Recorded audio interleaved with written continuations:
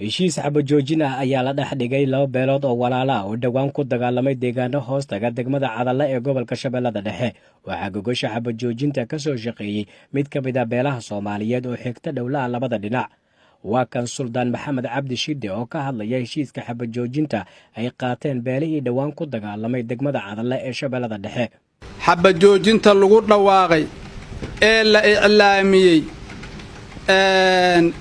annagoo saddex daraf ee aan wada ayidayno ayadana waxaan ku talihaynaa haddii alla idmo haddii la yidhaha xabajoojintu ciddaan yaraankaa waxay go'aansatay wixii birri dhacaa ilaaha og laakiin ilaa laga soo taabanaayo buundoodhinka ugu dambeeyo laguna kala baxaayo baabuurkana shidaalkou ugu jiraa kobtana waxaa way cagtay soo gashadeen inay howl kale ku mashquulaan qorsha uguma jirto.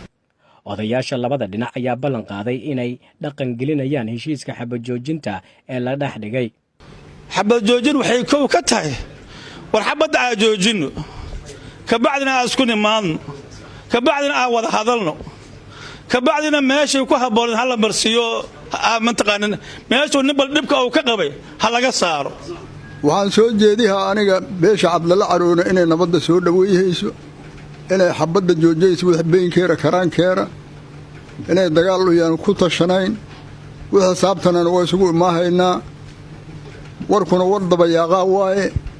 Farxaan Xasan Axmed Farxaan Soomaali oo ka tirsan xafiiska madaxweynaha Soomaaliya ee xildhibaan Maxamuud Xuseen Moogo oo ka tirsan baarlamaanka Hirshabeelle ayaa soo dhaweeyay xabajoojinta ay qaateen beelaha dhowaan ku dagaalamay deegaanada Cadalle. anoo ku hadlaayo magaca dhalinyarada Soomaaliyeed waxaa idinka codsanaa inaanan wiil dambo oo dhalinyara oonan nooga dhiman dagaalkaas intaasina doo ballan qaadaan.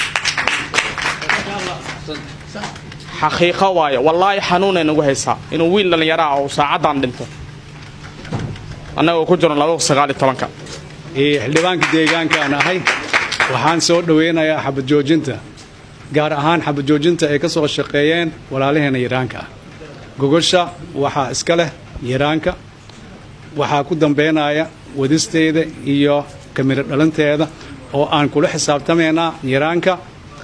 Sheekh Umar Cali Roble oo ka mid ah la taliyayaasha madaxweynaha Soomaaliya ayaa faahfaahiyay sida ay muhiim u tahay xabajoojinta isagoona markaasi u mahadceliyay labada beelood ee aqbalay heshiiska xabajoojinta.